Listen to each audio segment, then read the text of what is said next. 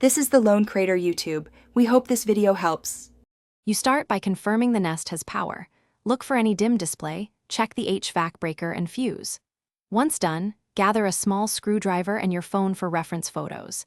Make sure the display is awake by gently pressing the outer ring. You'll hear a click and the screen will light. If it stays blank, try toggling the breaker or snapping the base connector to reseat the unit. This quick prep avoids surprises before adjusting any settings. With the unit awake, rotate the ring to access the Quick View menu and press to enter settings. Once in settings, navigate to Thermostat or Mode and choose Heat, Cool, or Heat Cool depending on your need. This controls which system the Nest will power. After selecting Mode, rotate the ring to set your target temperature and press the display to confirm. Make sure the heat/cool leaves or icons appear so you know the command reached your HVAC system. Finish by verifying the system responds. Within 2 to 3 minutes, you should hear the furnace or AC kick on and feel airflow from vents.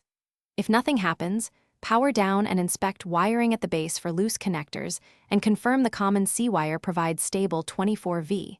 Loose or missing C can prevent startup. If wires look fine, remove and reattach the Nest to reseat contacts, or go to settings and perform a restart. One key troubleshooting.